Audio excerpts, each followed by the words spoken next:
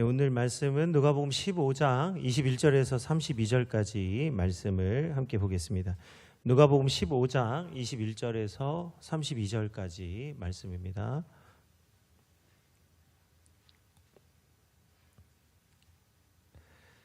우리 찾으신 줄 알고 한 절씩 교독하겠습니다.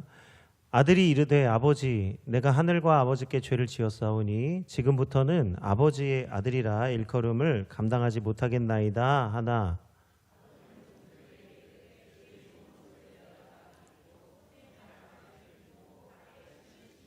그리고 살찐 송아지를 끌어다가 잡으라 우리가 먹고 즐기자.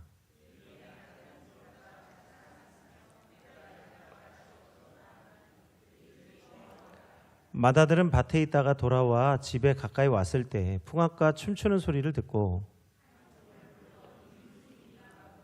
대답하되 당신의 동생이 돌아왔음에 당신의 아버지가 건강한 그를 다시 맞아들이게 됨으로 인하여 살찐 송아지를 잡았나이다 하니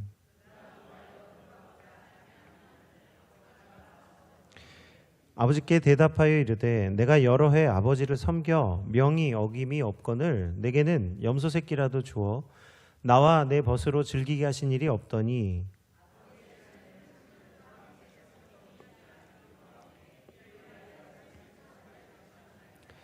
아버지가 이르되 예 너는 항상 나와 함께 있으니 내 것이 다 내 것이로되 이 내 동생은 죽었다가 살아났으며 내가 잃었다가 얻었기로 우리가 즐거워하고 기뻐하는 것이 마땅하다 하니라. 아멘. 오늘 우리 귀한 찬양을 해주신 시원 찬양대에 감사드립니다. 오늘은 이제 우리 성경적 가정 5번째 우리 믿음의 아버지란 제목으로 함께 말씀을 나누고자 합니다. 우리 가정의 마지막 퍼즐은 이 성경적 가정의 마지막 퍼즐은 아버지들, 그러니까 남편이자 아버지들에게 있습니다. 우리 자녀들이 누리는 모든 권리는 부모에게서 오는데 특별히 아버지로부터 물려받는 권리가 오늘 자녀들이 누리는 권리가 됩니다. 그래서 일찍 그리스와 로마 제국의 가정들, 지도자들 가정에는 어려운 아이들 가운데에서 뛰어난 아이들을 양자로 삼기도 했어요. 이 양자가 된 아이들은 양아버지로부터 3가지 권리를 받게 되는데 첫 번째는요. 과거의 삶을 완전히 청산을 받습니다. 이 아이가 어떤 아이인지 과거가 중요하지 않게 돼요. 아버지가 누구냐에 따라서 이제 이 양아버지로부터 새로운 삶을 물려받습니다. 두 번째는 이제 양자가 아니라 물론 양자지만 양자가 아니라 친자처럼 살 수 있게 권리가 주어져요. 세 번째는 아버지의 유산을 함께 물려받을 수 있게 됩니다. 양자라고 해서 그 유산이 없는 게 아니고 친자하고 똑같이 유산을 물려받을 수 있는 권리가 주어졌습니다. 상황이 이렇다 보니까 양자들이 오히려 친아들보다 친자보다 더 아버지의 유업을 이어받고 더 아버지께 충성하는 일도 있었어요. 하나님도 자기 자녀들이 아버지의 유업을 이어받을 수 있도록 말씀하셨습니다. 대표적인 말씀이 민수기 27장의 슬로브앗의 딸들입니다. 당시에는 아버지가 아들에게 유산을 물려주는 것이 법으로 정해져 있는데 딸들에게는 유산이 주어지지 못했던 시대에 오늘 슬로브앗의 5딸들이 있었어요. 민수기 27장 1절에서 7절에 보면 이 슬로브앗의 딸들에게도 하나님은 기업을 주십니다. 요셉의 아들 므낫세 종족들에게 므낫세의 현손, 마길의 증손, 길앗의 손자, 헤벨의 아들 슬로브앗의 딸들이 찾아왔으니 그 딸들의 이름은 말라와 노아와 호글라와 밀가와 디르사라. 그들이 회막문에서 모세와 제사장 엘르아살과 지휘관들과 온 회중 앞에서 서서 이르되 우리 아버지가 광야에서 죽었으나 여호와를 거슬러 모인 고라의 무리에 들지 아니하고 자기 죄로 죽었고 아들이 없나이다. 어찌하여 아들이 없다고 우리 아버지의 이름이 그의 종족 중에서 삭제되리이까. 우리 아버지의 형제 중에서 우리에게 기업을 주소서 하매 모세가 그 사연을 여호와께 아뢰니라. 여호와께서 모세에게 말씀하여 이르시되 슬로브앗 딸들의 말이 옳으니 너는 반드시 그들의 아버지의 형제 중에서 그들에게 기업을 주어 받게 하되 그들의 아버지의 기업을 그들에게 돌릴지어다. 하나님은 모든 아버지들이 기업을 물을 책임을 권리를 주셨어요. 그래서 아버지를 둔 자녀라면 기업을 물려받을 수가 있는데 아들이 없는 5딸만 있는 슬로브앗의 가정에도 하나님은 기업을 주셨습니다. 그래서 모든 아버지는 하나님의 기업을 물려받는 권리가 있어요. 그러니까 왜냐하면 아버지도 하나님께는 자녀들이니까. 그래서 성경의 족보를 보면 모든 아버지들의 아버지는 하나님이십니다. 하나님은 하나님의 자녀들에게 공의와 정의와 소유라고 하는 세 가지 권리, 자녀들이 마땅히 받아야 될 세 가지 권리가 있는데 공의와 정의와 소유라고 하는 권리를 부어주셨어요. 그래서 우리 하나님의 자녀 아버지들이 받고 또 아버지들이 자녀들에게 하나님 권리를 물려줍니다. 이사야 32장 16절에서 20절 말씀이에요. 마침내 위에서부터 영을 우리에게 부어주시리니 광야가 아름다운 밭이 되며 아름다운 밭을 숲으로 여기게 되리라. 그때 정의가 광야에 거하며 공의가 아름다운 밭에 거하리니 공의의 열매는 화평이요 공의의 결과는 영원한 평안과 안전이라. 내 백성이 화평한 집과 안전한 거처와 조용히 쉬는 곳에 있으려니와 악인들의 숲은 우박에 상하고 성읍은 파괴되리라. 모든 물가에 그러나 모든 물가에 씨를 뿌리고 소와 나귀를 그리로 모으는 너희는 복이 있느니라. 아멘. 오늘 말씀을 좀 이해하기 쉽게 하기 위해서 조금 제가 더 말씀을 첨언한 것이 있어요. 20절과 21절의 말씀을 이 첨언을 해보면 이 말씀의 뜻이 무엇인지 알 수 있죠. 우리가 아무리 좋은 것, 귀한 것이 있다 할지라도 우리 하나님이 주시는 공의와 정의와 소유가 없으면 평안이 없습니다. 그러나 하나님의 공의와 정의와 소유가 넘치는 곳에는 복이 있는 것이죠. 그래서 오늘 하나님이 우리에게 주시는, 자녀들에게 주시는 정의, 체다카는요, 우리의 과거를 잊으시고 우리에게 새날을 주시는 하나님의 은혜를 말하는 거예요. 우리가 과거에 어땠던지 오늘 하나님의 사랑을 입은 자녀들은 복이 있는 줄 믿습니다. 그게 정의, 곧 하나님이 의롭게 해주시는 거예요. 자, 그리고 공이라고 하는 뮤직 파트는 뭐냐면 약한 자들, 연약하고 약한 자들에게 하나님 은혜 주시고 돌봐주시고, 악한 자들, 이 약하고 불쌍한 자들을 괴롭히고 힘들게 하는 악한 자들은 반드시 심판하시는 하나님의 이 은혜를 나타냅니다. 소유라고 하는 나할라는요, 하나님이 가지고 계신 무한하신 사랑과 은혜를 구하는 자마다, 바라는 자마다 다 베풀어 주시는 바로 그 권리예요. 그래서 이 하나님의 자녀가 되면 이 세 가지 권리를 받는데, 오늘 이 권리를 통해서 그들의 가정과 그들의 집과 그들이 있는 모든 것이 복되게 하실 줄 믿습니다. 그래서 우리에게 있어야 될 가장 중요한 게 뭐냐? 공의와 정의와 하나님이 우리에게 베풀어 주시는 은혜를 소유할 수 있는. 그래서 하나님은 우리가 하나님의 자녀가 되기를 원하시는데, 하나님의 자녀가 된 증거로서 우리에게 확실하게 보여주실 것이 아들 예수 그리스도를 이 땅에 보내주셨다는 거예요. 그래서 이것이 요한복음 1장에 보면 다음과 같이 말씀하고 있습니다. 요한복음 1장 12절에 13절 말씀이에요. 영접하는 자 곧 그 이름을 믿는 자들에게는 하나님의 자녀가 되는 권세, 권세가 권리죠. 권세를 주셨으니 이는 혈통으로나 육정으로나 사람의 뜻으로 나지 아니하고 오직 하나님께로부터 난 자들이니라. 아멘. 오늘 하나님께로부터 난 자들은 하나님의 자녀가 되는 권세를 받습니다. 이 권세 안에 세 가지, 공의와 정의와 하나님의 소유를 누릴 수 있는 권리를 우리에게 베풀어 주셨어요. 이효재 목사님의 고백입니다. 딸이 결혼하기 전날 밤 나는 내 딸과 신랑이 될 그 사위가 될 우리 신랑을 우리 가족이 불러서 함께 식탁에 둘러앉았다. 우리는 예수님의 살과 피를 상징하는 떡과 포도주를 함께 나눠 먹었다. 그리고 이제 곧 새 가정이 될 내 딸의 가정에 엄숙하게 선포했다. 예수님께서 우리를 위해 자기 몸을 내어주신 것처럼 남편과 아내가 서로 먼저 자기를 내어줄 때 행복한 가정이 될 수 있다. 우리는 그렇게 새로 가정을 이룰 부부와 함께 손을 붙잡고 기도하면서 딸의 부부를 축복해 주었다. 성찬식은 짧았지만 참으로 은혜로운 시간이었다.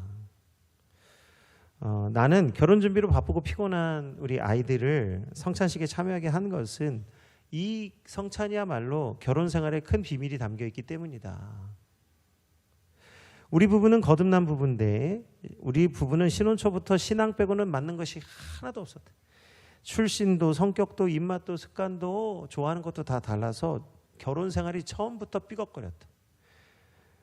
그러니까 이제 다른 신혼부부들은 그 3년 정도는 행복한데 이 가정은 결혼하면서부터 삐걱거렸대요. 이 목사님 부부가. 그래가지고 먹는 것도 안 맞고 출신도 안 맞고 성격도 안 맞고 모든 게 안 맞아. 이게 로또죠.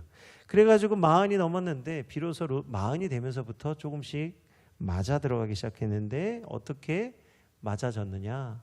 이 목사님이 예수님을 만나서 회심한 후에 비로소 결혼 생활이 변하기 시작했다는 거예요.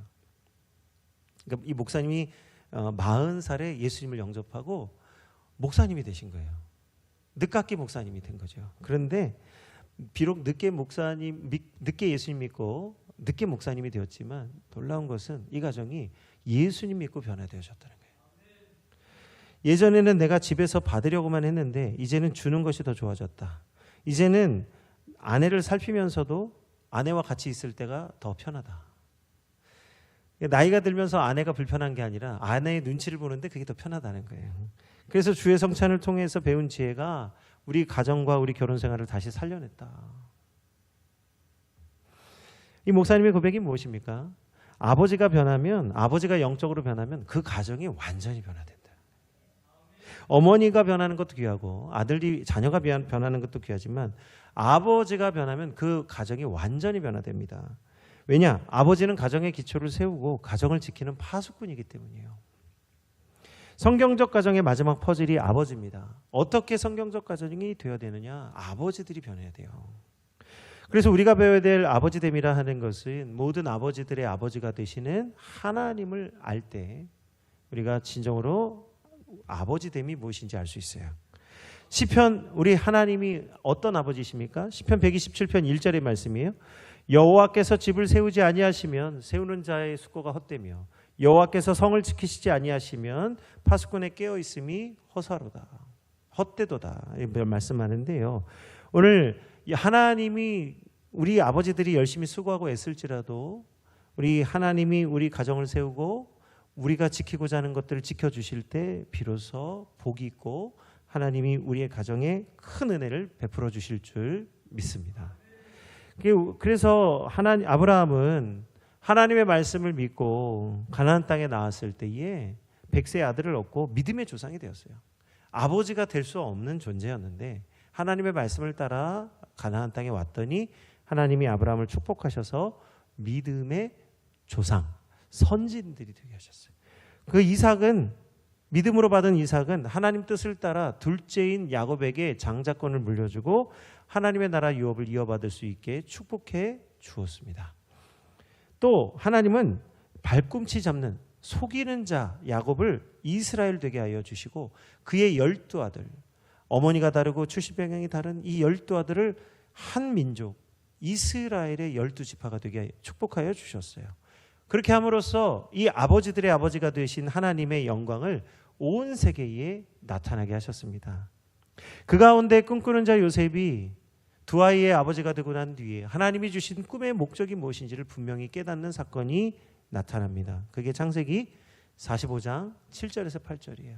아버지됨을 통해서 하나님의 크신 은혜가 무엇인지 깨닫게 되었어요. 우리 7절에서 8절의 말씀입니다. 우리 아버지 되신 분들이 함께 큰 목소리로 봉독하기를 원합니다. 우리 7절 8절 시작. 하나님이 큰 구원으로 당신들의 생명을 보존하고 당신들의 후손을 세상에 두시려고 나를 당신들보다 먼저 보내셨나니 그런즉 나를 이리로 보낸 이는 당신들이 아니요 하나님이시라. 하나님이 나를 바로에게 아버지 되게 하시고 그 온 집의 주로 삼으시며 애굽의 온 땅의 통치자로 삼으셨나이다. 아멘. 오늘 8절의 말씀을 잘 이해하셔야 됩니다. 지금 바로가 그 요셉의 아버지 역할을 하고 있다는 게 아니에요. 왕이니까 당연히 총리보다 높은 존재, 아버지 같은 존재라 생각하시겠죠. 그러나 이 말씀은 뒤집어져 있는 말씀이에요. 하나님이 요셉을 바로에게 아버지같이 여기게, 그러니까 자신의 아버지처럼 존경과 사랑의 마음으로 섬기는 자가 되게 했다는 거예요. 비록 지위는 바로가 높은데 하나님이 함께 하셔서 요셉을 바로의 아버지같이 여기게 하셨다는 거예요. 그리고 애굽의 온 집의 주가 되게 하시고, 그리고 바로가 주인이죠. 그런데 실질적으로 요셉이 온 애굽의 주님의 역할을 하고 애굽의 온 땅의 통치자로 삼으셨다는 거예요. 바로가 요셉보다 높은 것은 그의 자리뿐입니다. 이처럼 요셉은 아버지의 집을 떠나서 온갖 고난을 겪었지만 하나님의 은혜로 두 아이의 아버지가 된 뒤에 하나님의 유업, 하나님의 뜻이 무엇인지를 깨닫는 아버지가 되었어요. 그것도 바로에게 아버지 같게 되었어요. 오늘 성경 본문의 말씀에도 누가복음 15장에 보면 두 아들의 아버지가 나옵니다. 이 아버지에게는 두 아들이 있었는데 하나는 순종하는 첫 장자와 반항하는 차자가 있었어요. 큰아들은 집안의 대소사를 도맡아 하면서 성실하게 일했습니다. 그런데 작은 아들은 매일 나쁜 친구들과 어울리면서 어떻게 하면 집을 나가서 살까 궁리하면서 어떻게 하면 아버지의 유산을 받을 수 있을까 날마다 생각하고 아버지에게 떼쓰는 아들이었습니다. 아버지는 둘째 아들로 인해서 마음을 크게 고민하게 되지만 아들의 매일 같은 사정을 들어줄 수가 없는 거예요. 왜냐하면 그걸 들어주는 순간 아들은 죽는 길이거든요. 이 아들이 아버지니까 아들이 원하는 게 뭔지를 우리가 다 알지 않습니까? 이렇게 하면 안 된다. 그걸 알기 때문에 이 아들의 속사정을 알고 괴롭지만 결국에는 이 요구를 들어주게 됩니다. 그래서 아버지는 두 아들들에게 각각 자신의 유산을 정리해서 각각 몫을 나눠 주었어요. 아들에게도, 첫째에게도 주고 둘째에게도 주었어요. 그러니까 둘째 아들은 그날로 받은 몫을 유산을 정리해가지고 먼 나라로 떠납니다. 난 이제 자유다. 우와, 이제 나는 내가 원하는 이제 물질이 있으니까 이 물질과 자유가 있으니까 마음껏 살아야지. 아버지 집에 있을 때는 아버지 아들로 살리니까 얼마나 나는 아버지 아들로 살고 싶지 않아. 그래서 이제 막 마음껏 자기가 원하는 대로 사는 거죠. 그런데 그날로부터 아버지는 집 나간 아들을 기다립니다. 그게 탕자라 하잖아요. 탕자. 집 나간 탕자는 그날부터 자기 뜻대로 사는데요. 이게 자유가 아니라 이게 완전히 이게 망하는 길로 가는 거예요. 결국 허랑방탕해서 모든 재산을 다 탕진하고 궁핍한 처지가 되고 말았습니다. 이 아들이 어떤 아들입니까? 아버지 집에 있을 때 배운 것도 없고 일도 안 했어요. 안 해봤어요. 뭘 할 수가 있는 아들이 아니에요. 아무 능력도 없는데 재물만 믿고 나가니 당연히 결과가 불보듯 뻔했습니다. 배운 것도 없고 일할 줄도 모르던 아들이 결국 재산을 다 탕진하고 결국은 일을 해야 살 수 있으니까 일을 하기를 원합니다. 근데 누구도 써주지 않는 거예요. 일할 줄 모르는 사람을 써주는 사람이 없습니다. 그래서 갈 때까지 찾아간 것이 돼지 치는 일이에요. 저도 이게 돼지 우리를 가본 적이 있는데, 어떤 분들은 돼지가 깨끗한 동물이라고 그러는데 저는 그걸 못 믿는 게 돼지 우리를 가보신 분들은 도저히 믿을 수가 없어요. 이게 배설물에 누웠다가 먹을 걸 주면 하면서 막 먹는데 그 더러운 데서 그 배설물 가운데 어떻게 음식을 먹나. 냄새도 그래가지고 이 돼지를 보면요, 이게 어떻게 이 돼지를 치지? 그런데 이 아들이 할 줄 아는 일이 없으니까 결국 돼지 치는 일을 하는데 이게 누구도 찾아오는 이도 없고요, 관심을 갖는 것도 아니다 보니까 이 탕자가 돼지를 치면서 돼지 주는 쥐염 열매를 먹고 싶어도 주는 이가 없어서 그조차도 먹을 수가 없습니다. 관심 갖지 않는 일자리에서 일을 하고 있으니까, 누구도 원하지 않는 곳에서 일하고 있으니까 이 사람의 처지를 이해할 수 있는 사람이 한 사람도 없는 거예요. 심지어 돼지도 자기가 먹는 쥐염 열매를 절대로 이 사람에게 뺏기잖아요. 인정사정 없이 먹으니까 먹을 수도 없죠. 그때가 돼서 비로소 탕자가 깨달은 게 있어요. 누가복음 15장 17절의 말씀입니다. 자, 아버지의 집과 자신의 처지가 너무 다르다는 사실을 깨닫게 됩니다. 15장 17절 우리 한번 같이 읽겠습니다. 이에 스스로 돌이켜 이르되 내 아버지에게는 양식이 풍족한 품꾼이 얼마나 많은가. 그러나 나는 여기서 줄여 죽는구나. 생각해 보니까 아버지나 나나 유산에 물질이 있으면 다 그렇게 살 수 있을 거라고 생각한 거죠. 아버지 물질을 나도 물려받으면 나도 아버지처럼 살 수 있겠지. 근데 생각해 보니 지금 스스로 돌이켜 생각해 보니 아버지 집에는 양식이 풍족한 품꾼이 많은데 나는 여기서 줄여 죽는다. 아버지의 자녀로 있을 때가 아니라 아버지 밑에 있지 아니한 지금 나는 죽게 생겼는데 아버지 집에 있는 품꾼은 오히려 양식이 풍족하면서 살고 있구나. 뭔가 중요한 사실 하나를 깨달은 거죠. 아버지가 계신 곳에는 품꾼도 양식도 풍족하지만 지금 여기 멀리 떠나 있는 자신은 줄여 죽게 생겼다고 하는 거. 결국 자신이 누려온 모든 것들이 아버지께로부터 온 것이라는 사실을 깨닫게 되는 것입니다.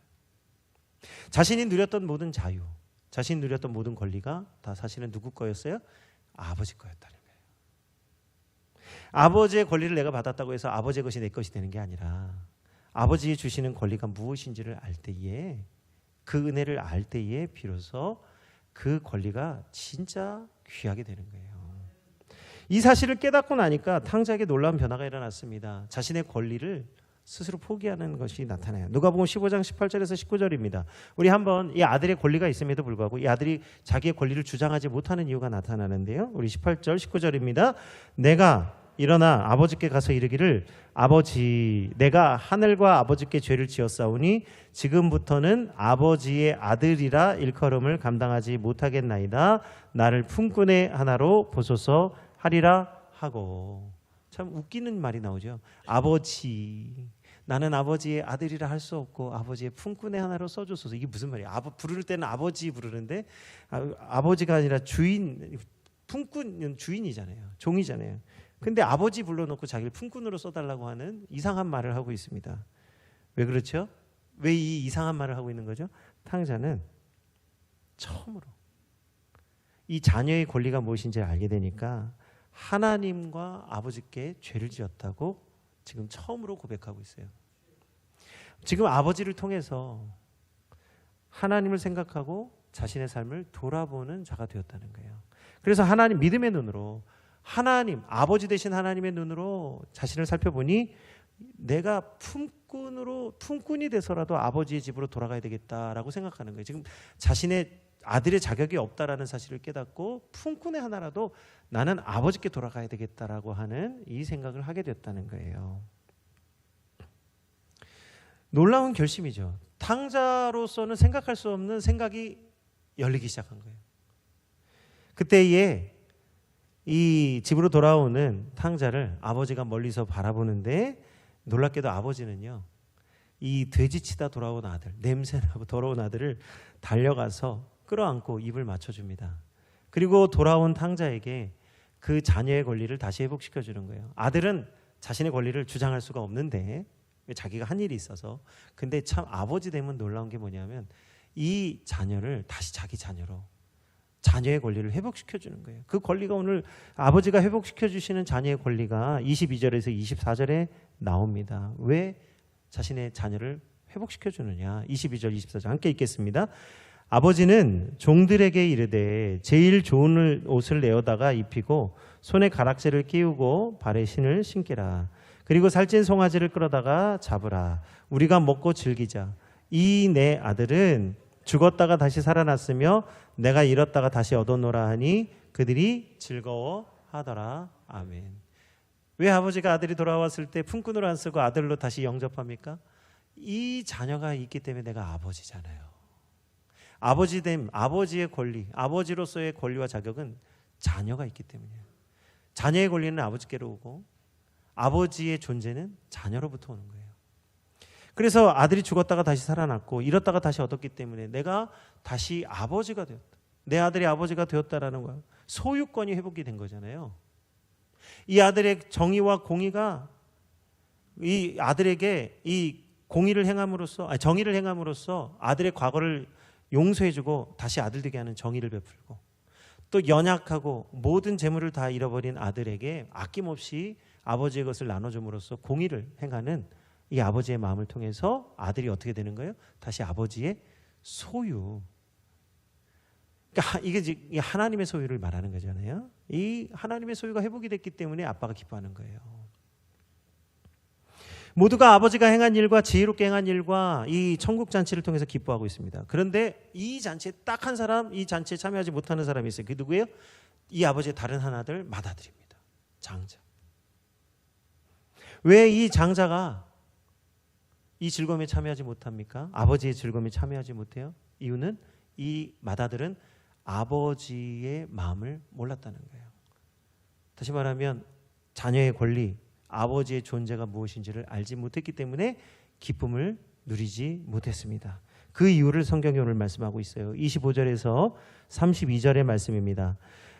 함께 읽겠습니다. 맏아들은 밭에 있다가 돌아와 집에 가까이 왔을 때 풍악과 춤추는 소리를 듣고 한 종을 불러 이 무슨 일인가 물은데 대답하되 당신의 동생이 돌아왔는데 당신의 아버지가 건강한 그를 다시 맞아들임으로 인하여 살찐 송아지를 잡았나이다 하니 그가 노하여 들어가고자 하지 아니하거늘 아버지가 나와서 권한대 아버지께 대답하여 이르되 내가 여러 해 아버지를 섬겨 명을 어김이 없거늘 내게는 염소 새끼라도 주어 나와 내 벗으로 즐기게 하신 일이 없더니 아버지의 살림을 창녀들과 함께 삼켜버린 이 아들이 돌아오매 이를 위하여 살찐 송아지를 잡으셨나이다.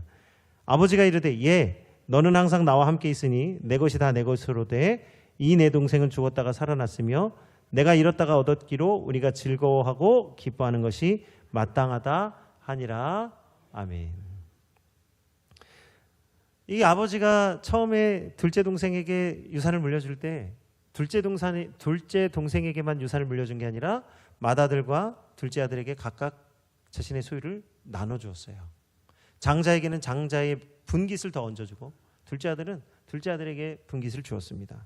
그러니까 장자는 더 많은 분깃을 받았어요. 그런데 그러니까 자신에게 아버지의 재산에 물려받은 소유가 있는데 놀랍게도 이 맏아들은요. 이 자신에게 아버지가 베풀어준 소유를 누리지를 못하고 있었어요. 그래서 오늘 본문에 보면 자녀에게 주시는 권리 중에 세 번째 권리인 소유를 누리지 못하고 있었다는 거예요. 그는 그저 일만 할 뿐이지 자신이 그 일한 것을 가지고 기뻐하고 즐거워할 수 있는 그 소유권을 누리지 못했다는 거예요. 내가 여러 해 아버지를 섬겨 명이 어김이 없거늘 내게는 염소 새끼라도 주어 나와 내 벗으로 즐기게 하신 일이 없더니 아버지가 염소 새끼는 준 일이 없어도 자신의 재산을 장자의 명분을 더해서 재산을 나눠줬잖아요. 이게 무슨 말입니까? 지금 아버지가 소유를 다 주었는데 이게 지금 자기 건지 아버지 건지도 구분이 안 되는 아들이에요. 맹목적으로 일만 하고 있는 거죠. 그러니 자녀로서 일한 게 아니라 마치 품꾼의 하나처럼 일했어요. 둘째 아들은 품꾼의 하나로 써주소서 아버지 하고 왔는데 아버지가 아들로서 영접해주고 있는데 정작 아버지 곁에서 큰 아들로서 이 권리를 누리고 있는 아들은 자기가 아들인지도 모르고 품꾼의 하나인 것처럼 살고 있었다는 거예요. 그러니 죽었다가 살아났으며 잃었다가 다시 얻은 동생이 돌아왔어도 정작 기쁘지 못한 거예요. 왜요? 동생이 나보다 더 나아 보이는 거예요. 자신의 모든 것이 아버지의 모든 것이 자신의 것이라고 지금 말하고 있는 이 첫째 아들이 모든 것을 가지고 있으면서도 정작 모든 것을 잃고 돌아온 이 동생을 보면서 시기와 질투가 있는 거예요. 자기가 훨씬 더 좋은 환경과 좋은 은혜를 받고 있는데 장자죠. 장자의 명분도 가지고 있죠. 장자의 분깃을 받았죠. 모든 것이 동생보다 뛰어남에도 불구하고 오늘 잃었다가 돌아온 죽었다가 살아온 동생을 보고 기뻐하지 못한 이유가 뭐예요? 자녀로서의 권리인 소유를 누리지 못했다. 오늘 우리 예배자들 가운데 탕자 같은 분은 없는 것 같아요. 제가 이렇게 보면 우리 모든 성도님들이 너무 아름답고 오늘도 제가 이렇게 보면서 일주일 동안 수고하고 애쓰시고 여기에 와서 이렇게 예배 드리시면서 하나님 은혜를 구하는 분들을 보니 다 맏아들입니다. 장자입니다. 그런데 장자인데 정말로 장자로서 하나님의 자녀로서의 권세와 권리를 충만하게 누리고 계십니까? 예수님이 말씀하고 계십니다. 마태복음 7장 11절에 너희가 악한 자라도 좋은 것으로 자식에게 줄 알거든 하물며 하늘에 계신 너희 아버지께서 구하는 자에게 좋은 것으로 주시지 않겠느냐. 조우성 변호사님이 쓴 한 개의 기쁨이 천 개의 슬픔을 이긴다라는 책에 나오는 내용입니다. 조우성 변호사가 변론을 맡았던 성원 씨라는 분이 있어요. 성원 씨는 어떤 일이 있어도 까막눈이라는 사실을 밝히지 말아달라, 법정에서 밝히지 말아달라고 부탁했다. 만일 그럴 수 없다면 나의 변호를 맡지 말아달라. 그냥 나는 3년 동안 검찰이 구형한 대로 3년 동안 감방에서 살겠다고까지 부탁했다. 다행히 성원 씨는 1심 재판에서 징역 1년에 집행유예 2년이 선고되었다.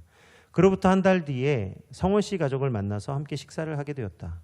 식사 중에 고3이었던 성원 씨 아들을 만났는데 그 아들은 깍듯한 태도로 아버지를 대하는 모습이 매우 인상적이었다. 그 아들이 나에게 이런 말을 했다. 저는 이번에 아버지의 재판을 보면서 법대에 진학하기로 마음을 먹었습니다. 억울한 일을 당한 사람을 위해서 애쓰시는 변호사님의 모습을 보면서 법을 공부해야 되겠구나라고 마음을 먹게 되었다. 이렇게 얘기합니다. 그래서 저도 어려운 사람을 돕는 변호사가 되고 싶습니다. 성원 씨가 징역 3년과 맞바꾸면서까지 지키려고 했던 것이 무엇인지를 비로소 알게 되었다. 자신의 아들이 실망해서 삶을 포기하지 않을까 염려하여 3년간의 감방 생활을 감수하겠다고 하는 것. 아버지의 자리를 지키기 위해서 나는 아들에게 참된 아버지의 모습을 지키기 위해서 감방 3년이라도 불사하겠다라고 내린 결정. 그것은 보통 일반적인 사람의 생각이 아니었다. 법정에 들어서기만 하면 당당한 모습은 온데간데 없고 그 형량을 줄이기 위해서 고군분투하는 사람들을 많이 보면서 이 변호사님도 그렇게 생각했대요.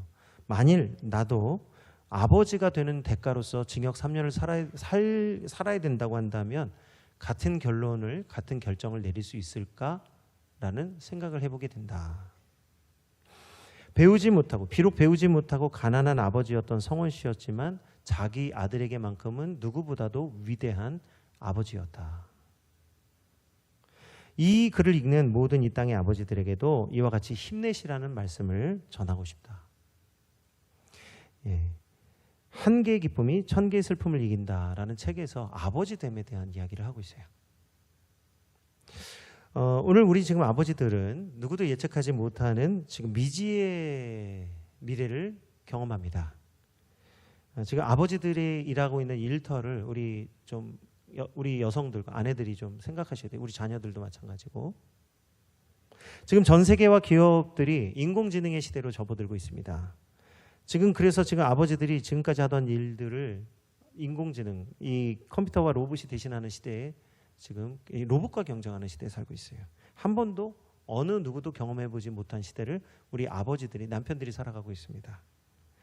자녀들이 부모보다 지금 그리고 또 오히려 역전이 일어난 게 뭐냐면 자녀들이 부모보다 더 많은 소득을 얻어요. 유튜브나 뭐 이런 거 하면서. 그리고 오히려 부모가 자녀가 세운 회사에서 일을 하는 이 역전이 일어나고 있습니다. 예전에는 부모가 세운 회사에 자녀들이 일했는데 이제는 자녀들이 세운 회사에서 부모님들이 일해요. 플랫폼 사업을 하거나 아니면 뭐 그 홈쇼핑 사업 같은 거. 이게 젊은 청년들이 이게 잘하니까 부모님들이 이제 오히려 자녀들을 돕는 일이 있기도 합니다. 그러니 이런 시대 속에서 과연 우리 아버지와 어머니들은 어떤 자세, 스탠스를 취해야 될까요? 한 어머니 집에 있었던 일입니다. 육아를 하느라 힘들어하는 아이 엄마들을 위해서 부모 교육이 열렸습니다. 세미나에 참석한 엄마들에게 질문이 이어졌습니다. 육아에 힘든 여러분에게 질문하는데 결혼과 연애 중에 하나를 선택하라고 한다면 무엇을 선택하겠습니까? 대부분 젊은 엄마들이 나는 연애를 선택하겠다고 외칠 때 한 엄마가 결혼을 선택하겠다고 외칩니다. 주변에서는 많은 엄마들이, 젊은 엄마들이 야, 저 엄마는 남편이 잘해주나 보다. 남편이 부자인가 보다. 뭐 부러움 섞인 웃음소리가 나왔다는 거예요. 그런데 그 엄마, 결혼을 외친 엄마의 대답은 뜻밖이었습니다. 지금의 남편과 결혼하지 않았다면 지금 내 아이들을 만나지 못했을 거니까요. 그래서 나는 결혼을 선택합니다. 이런 게. 많은 엄마들이 생각하는 것과 이 젊은 엄마, 결혼을 선택한 엄마의 가치관이 완전히 다르다는 사실을 알 수 있습니다. 전에부터 말씀드리지만 독박육아, 시월드 이거는 분명히 어떤 이 사실을 기반해서 하는 얘기가 아니라는 거예요. 우리의 거룩한 가치관과 우리에게 부어주신 하나님의 사명과 소명을 깨트리는 이 악한 마귀의 괴계가 이 속에 숨겨져 있다는 거예요. 마치 첫째 아들처럼 부러우면 지는데 부러운 거예요. 이 엄마의 고백이 무엇입니까? 내 자녀가 있기 때문에 내가 아버지로서 어머니로서 살 수 있다. 내 가정이 생겨나게 될 수 있는 것이다. 그러니까 남편이 있기 때문에 자녀가 있는 것이고 아내가 있기 때문에 자녀가 있는 거죠. 그리고 자녀가 있기 때문에 아버지와 어머니의 존재로 살아갈 수 있는 것이다. 이 거룩한 존재죠. 약속 있는 존재예요. 이런 존재로 살아갈 수 있다는 것이 참으로 복 있는 것 아닙니까? 아무 약속도 미래도 기약도 없는 존재인 남자와 여자가 아니라 아버지로서, 어머니로서, 남편으로서, 아내로서 우리 미래를 꿈꾸면서 열심히 수고하는 자녀들을 기를 수 있는 소망 있는 가정이 되어지는 것이죠. 이처럼 하나님이 우리 모두의 아버지가 되어주십니다. 복의 근원이 되시는 여호와 하나님이 우리의 기업이 되어주셔서 모든 남편과 아내들을 복 주시는 하나님이십니다. 그러므로 오늘 믿음의 아버지는 하나님을 믿는 믿음을 자녀들에게 물려주어야 하는 것이에요. 오늘 아버지는 가정의 기초를 세우고 가정을 지키는 파수꾼입니다. 그래서 우리 아버지들은 무엇보다도 하나님이 지켜주시는 가정이 될 수 있도록 믿음을 지켜야 하는 것이죠. 특별히 남편들은 하나님 말씀을 가르칠, 말씀을 지킬 책무를 주셨어요. 아버지는요, 말씀을 지키는 자들이. 오직 나와 내 가정은 여호와만을 섬기겠노라. 이 결단이 아버지가 결단하면 그 가정에 그것을 반대할 사람이 없어요. 반대한다면 마귀가 하는 것이지. 믿음으로 살겠다는 아버지를 반대하는 아내와 자녀는 절대로 없습니다. 왜요? 믿음은 가장 복된 것이기 때문이죠. 그러므로 오늘 믿음의 아버지는 자녀들에게 믿음을 물려주고 이웃들에게는 하나님의 은혜를 나눠주는 자가 되는 것이에요. 진정으로 베푸는 자는 아버지들입니다. 귀한 것을 베풀 수 있는 자들 아버지 되시기를 축복합니다. 때로는 아버지의 마음을 아프게 하는 맏아들, 둘째 아들이 있어요. 맏아들은 곁에 있지만 아버지의 마음을 누구보다 모르기 때문에 아버지의 마음을 아프게 했고, 둘째 아들은 아버지의 마음을 몰랐기 때문에, 그러니까 아버지의 마음을 알지만 아버지를 품을 떠나서 날마다 아버지의 마음을 괴롭게 했기 때문에 아픔을 주었어요. 그러니까 이 아버지의 마음은 사실은 때로는 아픔과 어려움이 있었지만, 그러나 하나님께 모든 것을 맡기고 언젠가 내 자녀가 반드시 돌아올 것을 믿고 하나님께 모든 것을 맡긴 믿음의 아버지입니다. 이 믿음의 아버지가 누구죠? 하나님이세요. 하나님은 우리가 돌아오기를 원하시고, 또 가까이 있는 아들들은 하나님의 뜻을 깨달아서 하나님의 기쁨에 참여하기를 원하십니다. 오늘 이 믿음의 아버지는 지금 당장 인간의 변화를 원한 게 아니라 확실한 믿음의 증거가 모든 아들들에게 세워지기를 원했어요. 모든 아버지들이 붙잡았던 그 믿음의 확실한 증거가 소망이 되시는 예수 그리스도이십니다. 그러므로 모든 믿음의 아버지들, 우리 선진들이 붙잡았던 것이 뭐지요? 히브리서 11장 1절에서 2절의 말씀입니다. 이 시간 이 자리에 있는 모든 아버지들이 붙잡아야 될 진정한 믿음이죠. 우리 함께 합독하도록 합니다. 믿음은 바라는 것들의 실상이요 보이지 않는 것들의 증거니 선진들 곧 아버지들이 이로써 증거를 얻었느니라. 아멘. 오늘 우리가 알 수 없는 빠르게 변하는 세상 속에서 우리 소망이 되시고 믿음을 주시는 예수 그리스도를 붙잡는 아버지들 되시기를 축복합니다. 이 시간 우리 함께 찬양하겠습니다. 우리 아버지께 구합니다. 하나님이 우리에게 모든 것을 주시고 능력을 주시고 자녀 되는 권세를 주십니다. 그 권세에 감사하면서 우리 함께 찬양하겠습니다.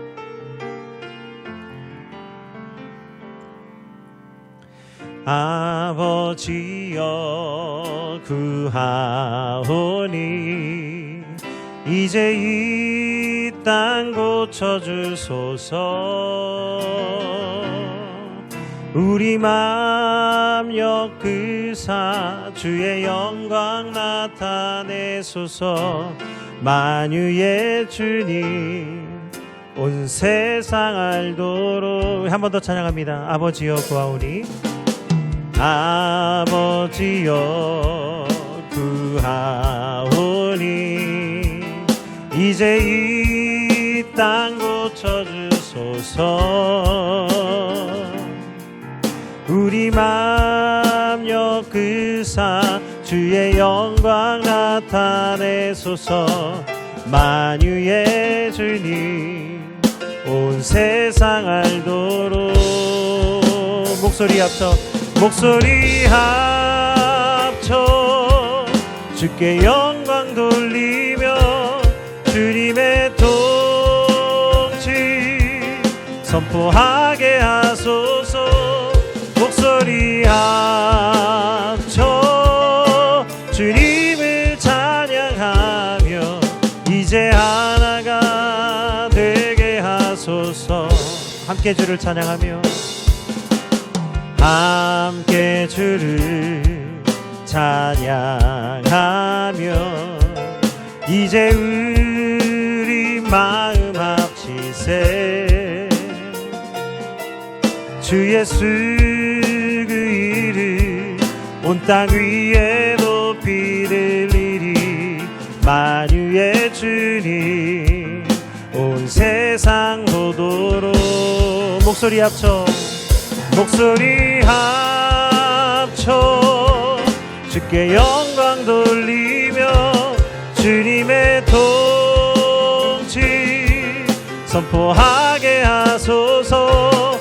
목소리 합쳐 주님을 찬양하며 이제 하나가 되게 하소서. 목소리 합쳐 목소리 합쳐 주께 영광 돌리어 주님의 통치 선포하게 하소서. 목소리 합쳐 주님을 찬양하며 이제 하나가 돼. 우리 목소리 함께 올려서 찬양합니다. 목소리 합쳐 목소리 합쳐 주께 영광 돌리며 주님의 통치 선포하게 하소서. 목소리 합쳐 주님을 찬양하며 이제 하나가 되게 하소서. 목소리 합쳐 주님께 목소리 합쳐 주께 영광 돌리어 주님의 통치 선포하게 하소서. 목소리 합쳐 주님을 찬양하며 이제 하나가 되게 하소서. 아버지여 붙여주소서.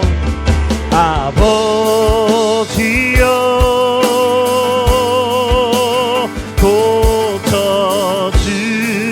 고쳐주소서. 이 나라 주의 것 되게 하소서.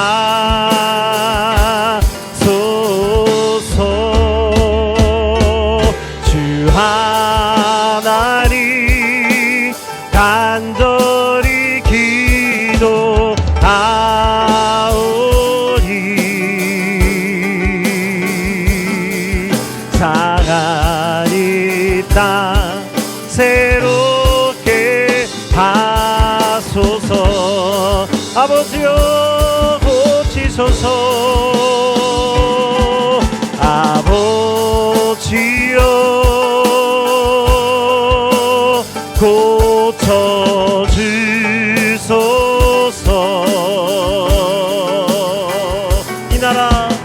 이 나라 주의 것 되게 하소서.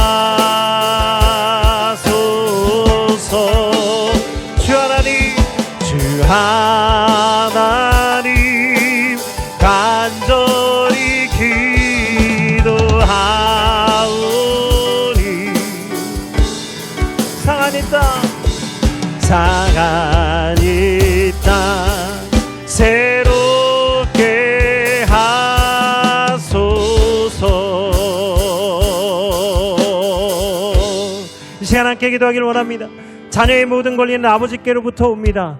우리 하나님 아버지가 베풀어 주시는 세 가지 권리, 공의와 정의와 하나님의 소유가 되는 이 권세를 가지고 오늘 이 땅을 치유하며 우리 가정과 이 나라 민족이 온전히 회복되게 해주실 줄 믿습니다. 자녀된 권세는 하나님이 주시는 이 은혜 안에 있으니 하나님 우리 아버지 하나님이 우리 아버지가 되어주시고 이 땅에 있는 아버지들이 하나님의 아버지 되심을 믿고 나가는 진정한 믿음의 아버지들이 되게 해달라고 우리 주의 이름 부르고 함께 기도하겠습니다. 주여 아버지 하나님 감사합니다. 하나님이 우리의 참된 아버지가 되어주시고 우리에게 가장 좋은 것을 베풀어 주시는 아버지가 되어주시니 감사합니다.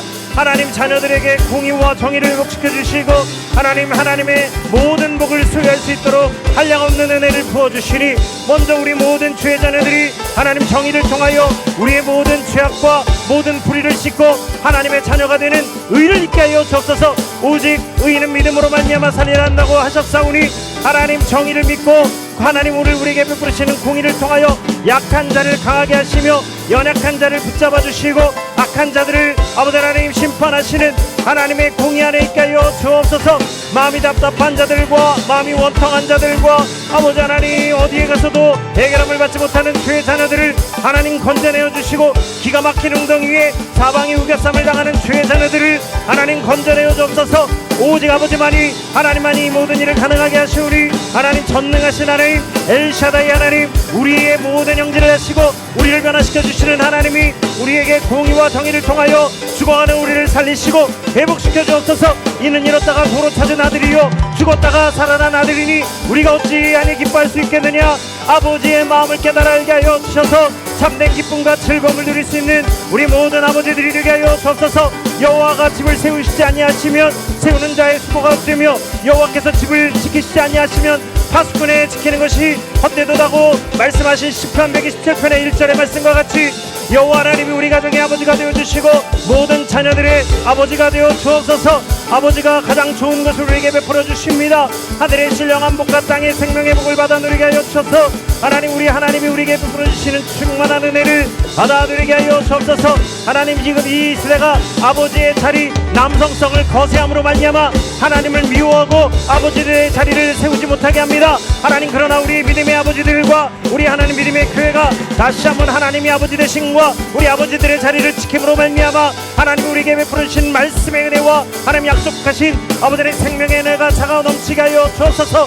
꿈이 없는 자녀들을 다시 한번 꿈을 주시고 아버지의 사랑받기 원하는 아내들에게 사랑이 충만하게 하시고 하나님 존경과 아버지 하나님 또 아버지 하나님 영광을 받기 원하는 아버지들이 하나님 자녀로 말미암아 아내들로 말미암아 하나님 영광을 받게 하시고 이 모든 것을 베풀어 주신 하나님께 온전한 영광과 존귀와 찬송을 돌리게 하여 주옵소서. 영원무궁토록 세세토록 여호와 하나님만이 영광을 받아 주옵소서.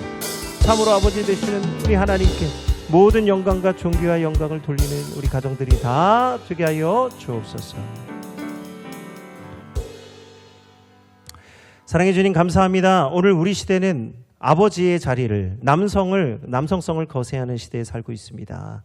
하나님 그러나 하나님 말씀하십니다. 남자들에게 먼저 말씀에 띠띠우고 가정을 말씀으로 지킬 책임을 주셨으니 우리 남성들을 아버지들을 남편들을 축복하여 주셔서 하나님 아버지 되게 하시고 아버지 되신 하나님을 따라서 믿음의 아버지 믿음의 주에 온전하게 하신 예수 그리스도를 바라보는 믿음의 아버지 되게 하여 주옵소서.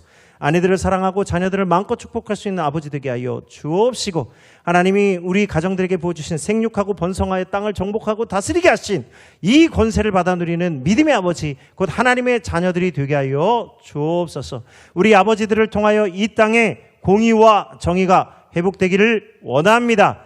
공의가 사라지고 정의가 사라진 이 시대에 하나님의 말씀이 부흥하게 하셔서 여호와의 영광이 온 세계에 가득하게 하옵소서. 이를 위하여 우리 아버지들을 사용하여 주시고 우리 남편들이 깨어나게 하여 주옵소서. 믿지 않는 남편이 있다면 믿는 아내들을 통하여 믿음의 남편이 되게 하여 주옵시고 믿지 않는 부모가 있다면 믿음의 자녀들을 통하여 믿음의 부모가 되게 하여 주옵소서. 오직 하나님께서 우리의 가정을 세우시고 우리 가정을 지켜주실 줄 믿습니다. 영존하신 아버지 되신 예수 그리스도 이름으로 감사하며 기도드립니다. 아멘.